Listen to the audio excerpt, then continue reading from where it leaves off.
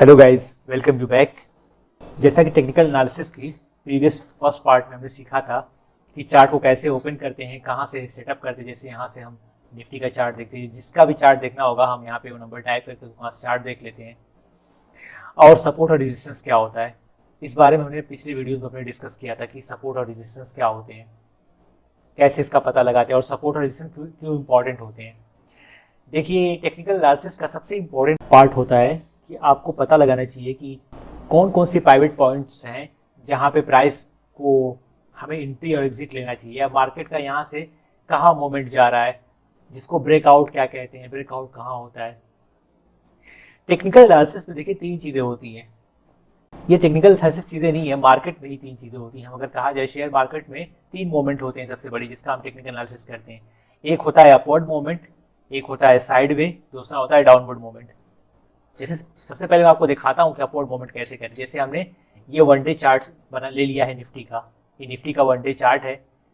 चलिए, जो हमने पहले सपोर्ट रेजिस्टेंस बनाया था उसको पहले डिलीट कर लेता हूँ। यहाँ से ऐसे क्लिक करके सीधा ऊपर से हम डिलीट कर लेंगे। दोबारा फिर हम इसको लगा के चेक करेंगे। मैं इसको चार्ट को क्लीन कर ले रहा हूँ ताकि आपको सही से समझ में आए। जैसे मैं ट्रेंड के बारे में आपको बता रहा था कि शेयर मार्केट में 3 ट्रेंड होते हैं, अपवर्ड होते हैं, साइडवेज होते हैं एंड डाउनवर्ड मूवमेंट होता है। तो अपवर्ड मूवमेंट उसको कहते हैं जहां से प्राइस जो होती है, जैसे देखते हैं हम यहाँ पे, ये लॉकडाउन का पीरियड है 23 मार्च 2020। यहाँ पे देखें आप नीचे टाइम, 23 मार्च 2020 से मार्केट जो है यहाँ से अपवर्ड ट्रेंड में जाने लगी। पहले गई यहाँ पे अपना रेजिस्टेंस बनाई, ये इसका रेजिस्टेंस हुआ टॉप पॉइंट पे, फिर डाउन हुई, हल्का सा कंसोलिडेट की, कंसोलिडेट करके फिर तोड़ के उससे ऊपर वो बना दी अपना। ये प्रीवियस इसका वो था, लेट मी मार्क इट, ये इसका प्रीवियस वो था, रेजिस्टेंस था। अगला रेजिस्टेंस उसके ऊपर बनाई, चलो मैं उसको बनाता हूँ। ये अगला रेजिस्टेंस था इसका, फिर डाउन हुई, फिर नीचे गई, फिर उससे अगला रेजिस्टेंस ये बनाई। अगला रेजिस्टेंस मार्केट ने यहां पे बना लिया, फिर यहां पे रुकी, फिर यहां से सीधा अगला रेजिस्टेंस बनाई यहां पे, उसके बाद सीधा गई यहां से यहां एक बार, देन वहां से पूरा एकदम टॉप का जो इसने लाइफ टाइम हाई दी है, ये इसका फाइनल रेजिस्टेंस रहा। जैसा हम देख सकते हैं, तो हम ये कह सकते हैं कि जब मार्केट जो होती है अपने प्रीवियस रेजिस्टेंस से ऊपर टॉप देती है, देखिए इसका ये टॉप बना अप्रैल 2020 में 24 और ये इसका टॉप बना, फिर उसने मार्केट यहाँ से डाउन चली गई, नीचे आई, सपोर्ट ली हल्का सा, इसको कंसोलिडेशन बोलते हैं, कंसोलिडेट की, वहां से फिर बूस्ट करके इस वाले को ब्रेकआउट कर दी। यहाँ पे ये इसकी पॉइंट ब्रेकआउट थी, इसको ब्रेकआउट करके यहाँ पे वो बना दिया, टॉप बनाया। मैं इसको थोड़ा बड़ा कर ले रहा हूँ ताकि आपको सही से समझ में आए। हम थोड़ा और डिटेल में देखते हैं इसको, चीज को। मैं एक और पॉइंट आपको यहाँ पे बताना चाह रहा हूँ, ध्यान से देखिएगा इस चीज को। मार्केट ने ये रेजिस्टेंस बनाया, उसके बाद इसको जब ब्रेकआउट करके यहाँ पे गई, ये रेजिस्टेंस दिया, उसके बाद जब डाउन हुई, कंसोलिडेट की, क्योंकि बहुत ज्यादा जब बायर्स आ जाते हैं तो फिर सेल करके प्रॉफिट भी बुकिंग करते हैं, प्रॉफिट बुकिंग हुई तो मार्केट डाउन हुई। एक चीज हम याद रखेंगे यहाँ पे, टेक्निकल एनालिसिस में जब प्राइस जो होती है ब्रेकआउट करती है, सपोज करो कि ये मार्केट जो है अपवर्ड ट्रेंड में टॉप को टॉप देती है, टॉप हायर एंड हायर का ट्रेंड बना रही है, ये हायर हुआ, उसके बाद फिर ये हायर हुआ, फिर उससे हायर ये हुआ, ये हायर हुआ, ये हायर हुआ, ये हायर हुआ, हायर एंड हायर, जो पिछला हायर था उससे अगला, उससे बड़ा हायर बनाती है। एक बार जब मार्केट ब्रेकआउट देती है और जिस ट्रेंड में होती है, अगर बुलिश ट्रेंड में है, जो उसका रेजिस्टेंस होता है, जिस रेजिस्टेंस को तोड़ती है, जब वो कंसोलिडेट करती है तो उसी रेजिस्टेंस को वो अपना सपोर्ट बनाने लगती है। जैसे देखो यहाँ पे जब उसने ब्रेकआउट कर दिया इस रेजिस्टेंस को, यहाँ पे मार्केट ने इसको ब्रेकआउट करके यहाँ चली गई, जब दोबारा कंसोलिडेट की तो इसी ब्रेकआउट जो उसका रेजिस्टेंस था, अब वो टॉपर ट्रेंड में वो उसका सपोर्ट बनने लगा। सेम वैसे यहाँ पे हुआ, जब इसको ब्रेकआउट की, जब वहां से कंसोलिडेट की थी, इसका सपोर्ट बनने लगा। तो एक बार जब मार्केट ब्रेकआउट करती है, अगर क्या कहते हैं अपवर्ड ट्रेंड में है, ये इसका अपवर्ड ट्रेंड हो गया। चलो मैं सबको डिलीट कर दे रहा हूँ एक बार, चलो चार्ट को क्लीन कर लेते हैं। आई होप कि ये कॉन्सेप्ट को क्लियर हो गया कि मार्केट अपवर्ड ट्रेंड में होती है तो कैसे अपवर्ड ट्रेंड होता है।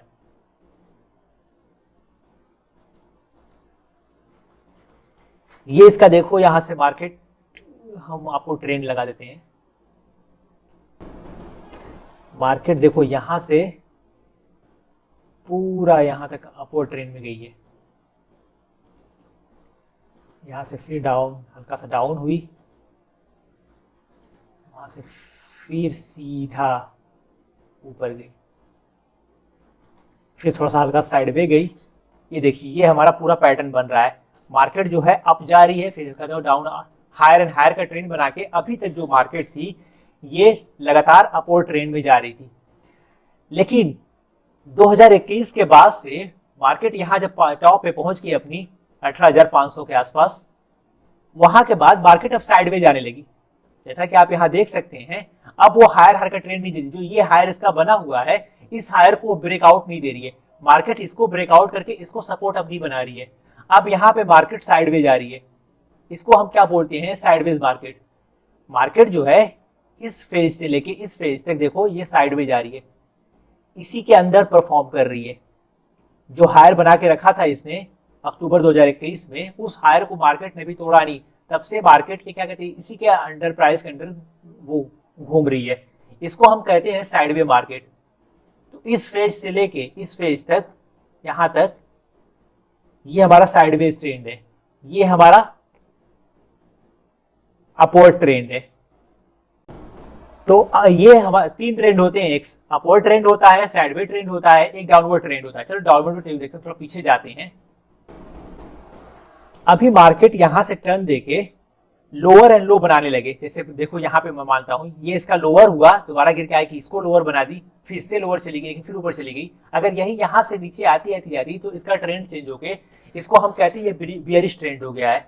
मार्केट जो होती है अपवर्ड ट्रेंड डाउनवर्ड ट्रेंड में जाने लगी। अभी डाउनवर्ड ट्रेंड में मार्केट नहीं है, अभी मार्केट जो है साइडवे में जा रही है, क्योंकि ये पॉइंट 15,846 जो है देख रहे हैं आप, यहाँ पे देखिए इस पॉइंट को, यहाँ पे बहुत सारी कैंडलें एक जगह पे इकट्ठा हो गए इस प्राइस पे मूवमेंट कर रही है। इस प्राइस से नीचे मार्केट को जाने नहीं दे रहे हैं।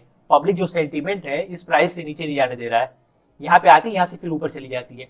अभी जो आज का मार्केट डाउन हुई है, आरबीआई ने अपना रेट इंक्रीज किया है, इन्फ्लेशन काफी ज्यादा इकोनॉमी में हो गया है, तो इस इकोनॉमी को, इन्फ्लेशन को टेकल करने के लिए आरबीआई ने इंटरेस्ट रेट हाइक किया है। तो आज मार्केट जो है 2.5% डाउन हुई है। यहाँ पे थी जो हमने पिछला अपना वो बनाया था, एक बार हमने ये पॉइंट, उसकी जो प्रीवियस वीडियो हमने देखा था कि ये इसकी मान लो कि सपोर्ट प्राइस थी। आज उस सपोर्ट को निफ्टी ने तो ब्रेक कर दिया। देखो हम गौर से देखें तो हम इस सपोर्ट को अभी तोड़ दिया है।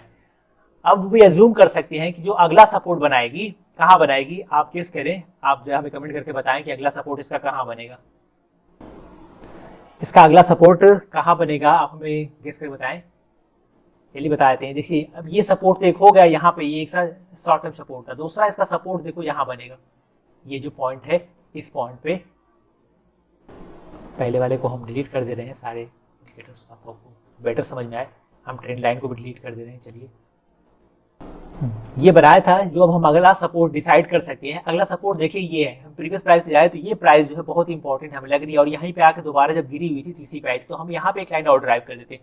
हम मानते हैं कि दोबारा अगर मार्केट और ज्यादा गिरती है तो इस प्राइस पे आके इसको रुकना चाहिए।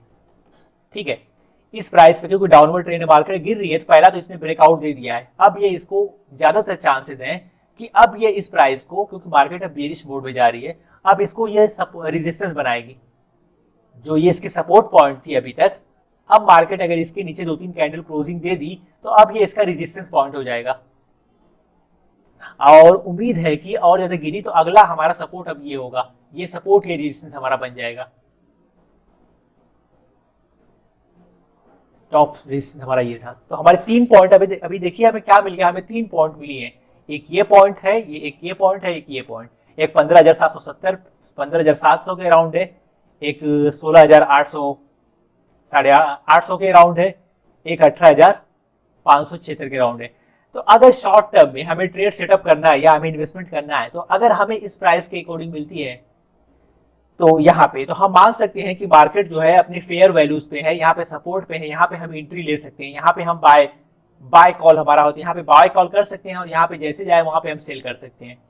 अगर मार्केट इस फेज में इसके अराउंड, इस प्राइस के अराउंड है, 18,576 अगर टॉप पे जाती है तो वहां पे उस केस में हम यहाँ पे अपना शॉर्ट पोजीशन कर सकते हैं। यहाँ पे हम सेल करेंगे और जस्ट उसके ऊपर यहाँ पे हम या यहाँ पे अपने आपकी जैसी रिस्क एपेटाइट है, इसका अलग ये कॉन्सेप्ट है, उस पर अगर आपको वीडियोस चाहिए तो आप हमें कमेंट करके बताएं, हम उस पर अलग से डिटेल में वीडियोस बनाएंगे कि हमें स्टॉप लॉस कैसे चूज करना चाहिए। उसके ऊपर आप स्टॉप लॉस, सपोज कर लीजिए कि आप रॉन्ग हो गए और मार्केट जो है अपना ट्रेंड चेंज करके इसको क्या करती है, इसको भी चेंज करके ऊपर चली गई, ब्रेकआउट कर दिया, तो हमें स्टॉप लॉस लगा दीजिए, क्योंकि मार्केट हमारे एनालिसिस से बाहर चली गई है।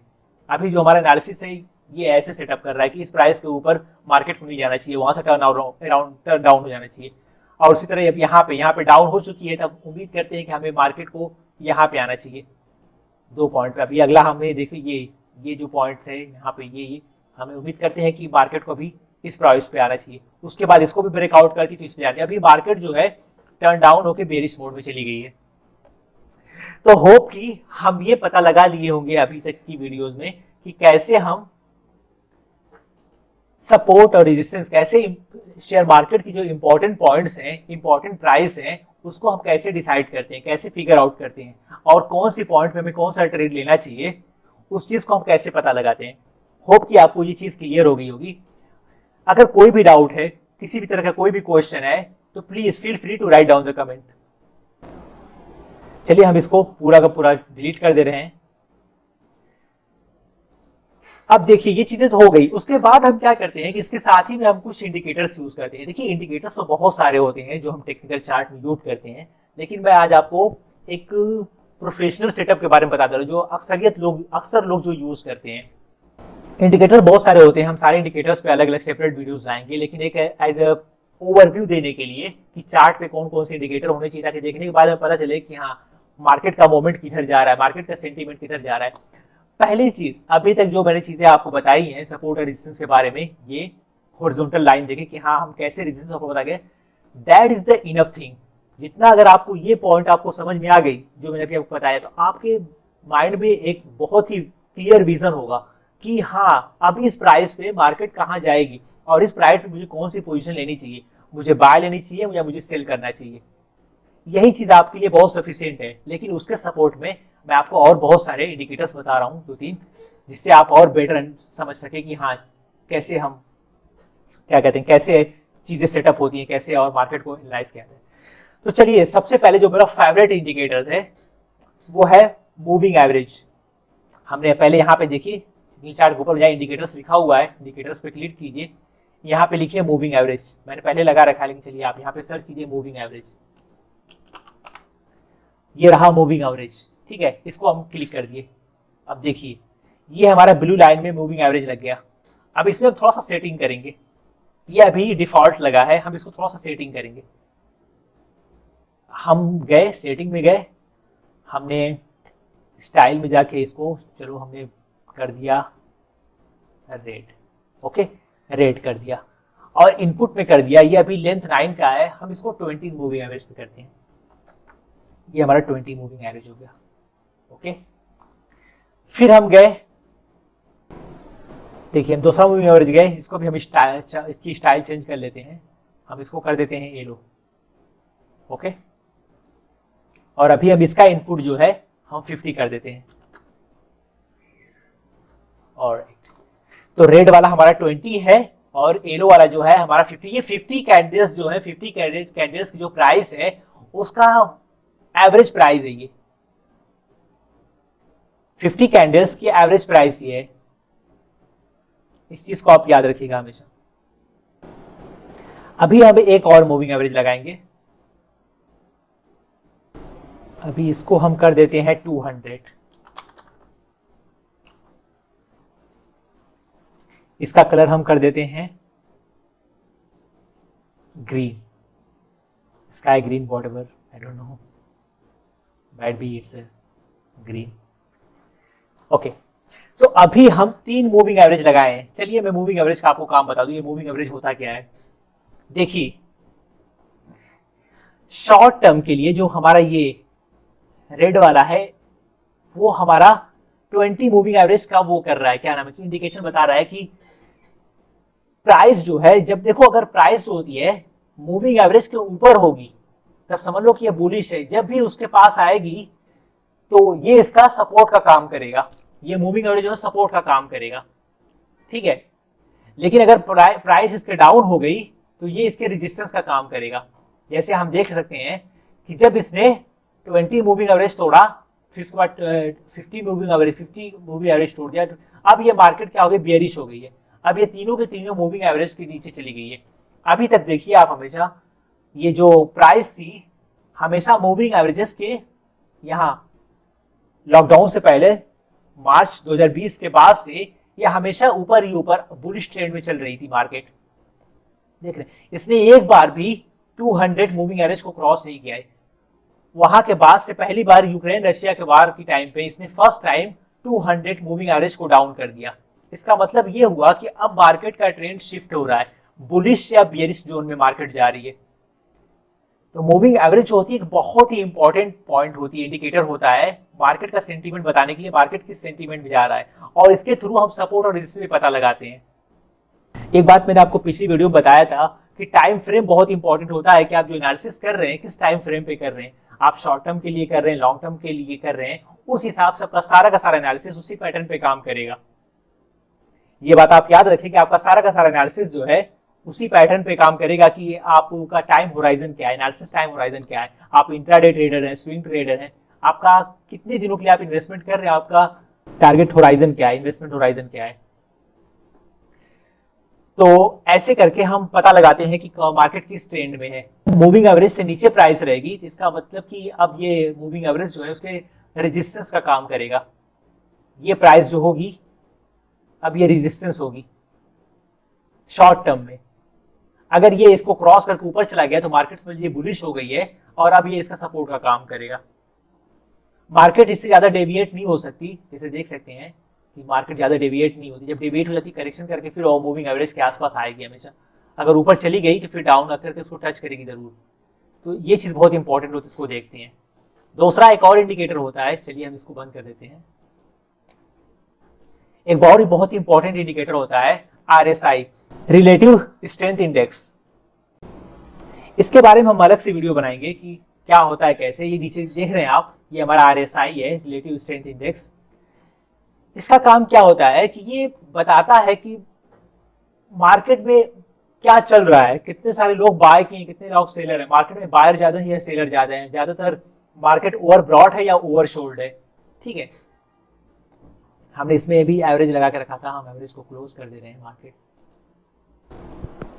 हमने RSI का जो एवरेज था, एवरेज को हमने क्लोज कर दिया है। देखिए अगर इसमें क्या कहते हैं, अगर मार्केट जो है बॉटम लाइन पे टच करती है, दैट मीन कि मार्केट जो है ओवरशोल्ड हो चुकी है, यानी कि बहुत सारे लोग मार्केट से निकल चुके हैं। अब यहाँ से मार्केट अपवर्ड ट्रेंड पे जाएगी। इससे देखिए यहाँ पे आके जब मार्केट बहुत डाउन हो गई थी तो RSI जो नीचे टच हो गया था, यानी कि मार्केट में सेलर बहुत ज्यादा हो चुके थे, अब सेलर बचे नहीं थे, मार्केट एग्जॉस्ट हो रही है। अब यहाँ से मार्केट ऊपर जाएगी। जैसे देखिए यहाँ पे ये डाउन हुआ था और RSI नीचे टच कर दी, यहाँ से फिर ऊपर गई।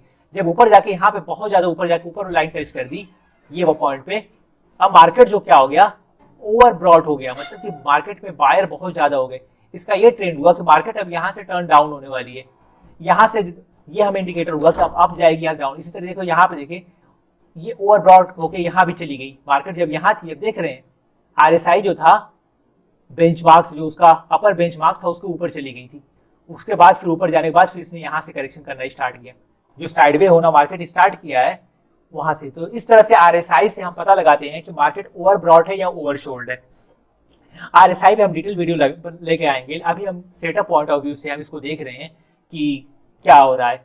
अभी जैसा कि मैंने क्लोज किया था कि RSI का जो MA होता है, MA इन द सेंस की मूविंग एवरेज, ये इसका मूविंग एवरेज हो कि किस एवरेज पे चल रही है। जब उसकी नीचे रहेगी तो दैट मीन कि अब ऊपर जाने वाली है, और जब ऊपर चली जाती है दैट मीन नीचे आने वाली है।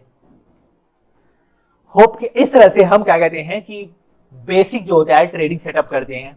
इतना सारे इंडिकेटर्स अगर आप यूज कर लेंगे तो as a trading point of view से आप एलिजिबल हैं कि आप मार्केट के ट्रेंड को फिगर आउट कर सकते हैं कि मार्केट यहां से किस तरह जाने वाली है।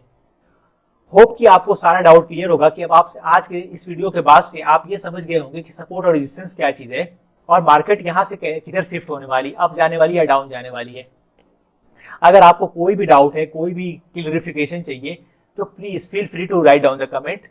आपको अगर फर्दर भी कुछ जानना है, किसी टॉपिक पे वीडियो चाहिए, तो प्लीज कमेंट करके हमें जरूर बताएं, हम आगे वीडियो लेके आएंगे। बाकी इसमें और बहुत सारे इंडिकेटर्स हैं, हम जो जो इंपॉर्टेंट इंडिकेटर्स हैं ये देख रहे हैं आप, उन सारे पे सेपरेट वीडियो बनाएंगे, उनको कैसे यूज किया जाता है। अभी RSI है, क्या कहते हैं, मूविंग एवरेज है, बॉलिंजर बैंड है, वॉल्यूम है, वॉल्यूम हमने नहीं यूज किया है अभी, फिबोनाची है, ये सारे के सारे पे हम सेपरेट वीडियोस फ्यूचर में लेके आएंगे। फिलहाल के लिए इतना ही कि अभी हम आप सपोर्ट और रेजिस्टेंस और मार्केट बेसिक ट्रेडिंग सेटअप कैसे किया जाता है उस बारे में हम बात कर रहे थे, और होप कि आपका सारा डाउट क्लियर होगा। Okay, have a good day.